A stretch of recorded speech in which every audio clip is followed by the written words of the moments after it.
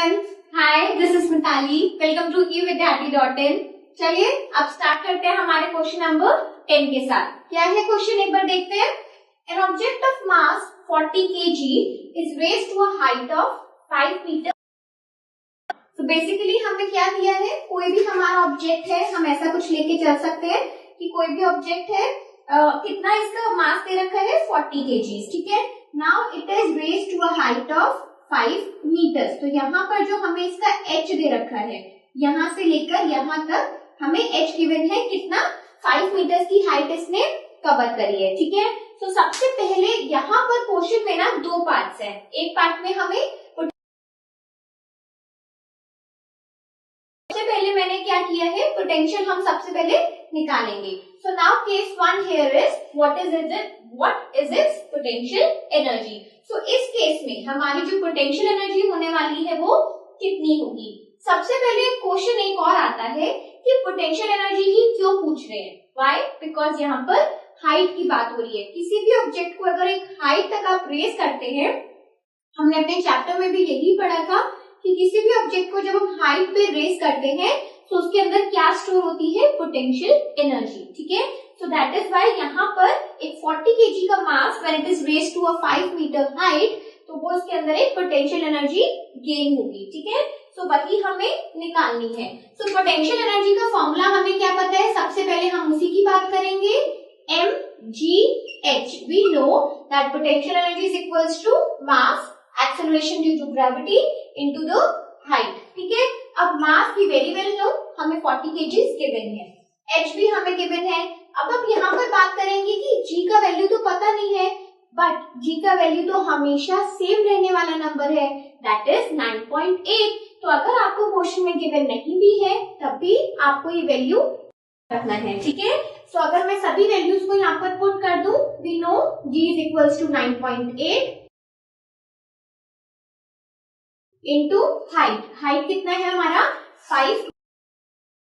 पर देखो अगर मुझे इसे सिंप्लीफाई करना है, I have to remove the point, तो सिंपली इस पॉइंट को रिमूव करके ये वाला 0 चला जाएगा। इससे प्रीवियस क्वेश्चन में भी हमने बिल्कुल सेम मेथड यूज किया था अपनी कैलकुलेशन में, ठीक है।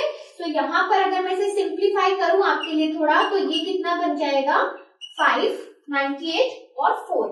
अब डायरेक्टली 4 इंटू 5 कितना होगा 20, ठीक है। सो 20 को 98 से मल्टीप्लाई करना ज्यादा आसान है, which it will be 1960 joules. तो क्योंकि हम अपना पोटेंशियल एनर्जी यानी कि वर्क डन, जब भी किसी ऑब्जेक्ट को एक हाइट पे रेज किया गया है तो कितना वर्क डन हुआ है, या फिर हम उसे क्या कह सकते हैं कि कितना पोटेंशियल एनर्जी उस ऑब्जेक्ट में आया है।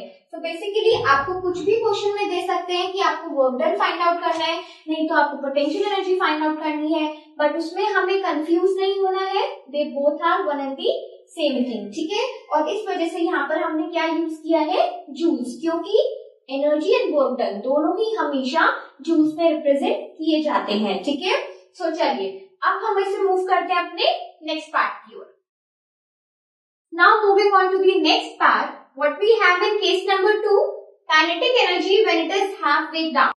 तो सबसे पहली बात तो ये आती है कि काइनेटिक एनर्जी पिक्चर में कहां से आई है, बिकॉज अभी तक हमने सिर्फ अपने ऑब्जेक्ट को रेज किया था, लेकिन हमें क्वेश्चन में एक और पॉइंट गिवन है, if the object is allowed to fall. अगर हमारा ऑब्जेक्ट फॉल किया जाता है, अगर उसमें फ्री फॉल होता है या फिर एक सर्टेन हाइट से वो गिर रहा है, तो विद इन द जो भी उसका पाथ है उसमें उसका काइनेटिक एनर्जी कितना रहता है, बट हमें काइनेटिक एनर्जी तब तक नहीं बताना जब वो नीचे पहुंच रहा है। इनफैक्ट हमें काइनेटिक एनर्जी बताना है उसके आधे रास्ते में, ठीक है।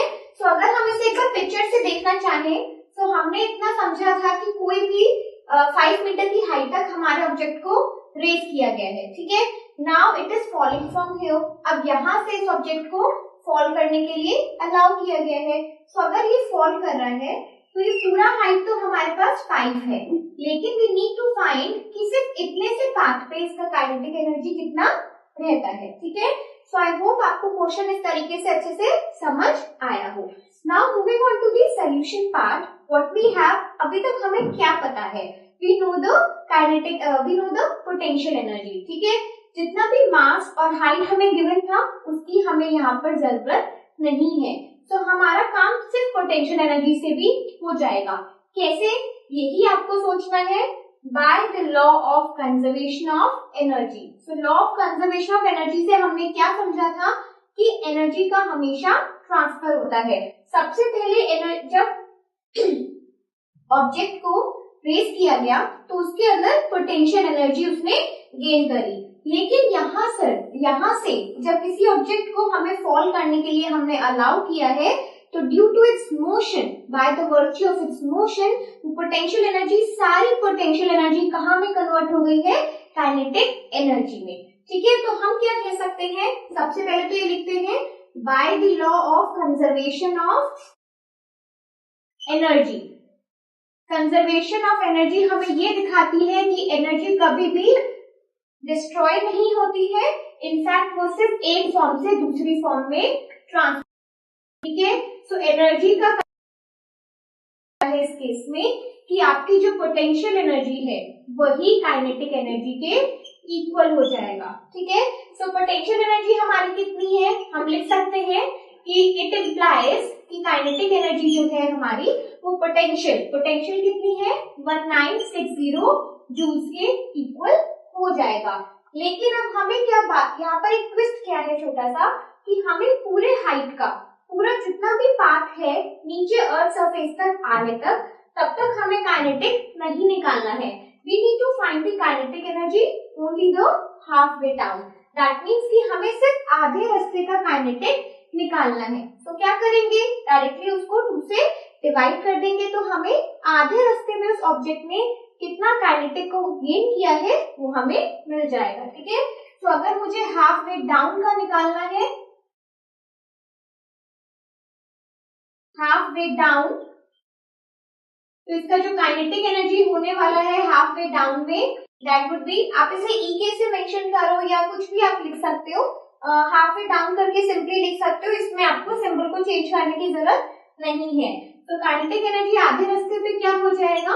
1960 divided by 2 and that would be equals to 980 joules. ठीक है, तो इस तरीके से भी क्वेश्चन में देखो आप कि किस तरीके से आपको ट्विस्ट गिवन है, और ऐसे ट्विस्टेड क्वेश्चंस भी आपको आ सकते हैं। ठीक है, अब इसमें आपको वहां पर ये नहीं सोचना है कि ये कौन सा फॉर्मूला आ गया, वी हैव नॉट स्टडीड। तो ऐसा नहीं है, जो भी आपने पढ़ा है उसी पे बेस्ड आपके सारे क्वेश्चंस हैं। बस हमें अपने प्रेजेंस ऑफ माइंड से समझना है कि क्वेश्चन में हमें क्या दिया गया है और कैसे वो हम फाइंड आउट कर सकते हैं। ठीक है, तो चलिए मूव करते हैं अपने आगे नेक्स्ट क्वेश्चन के साथ। Up till then keep learning, keep watching, bye.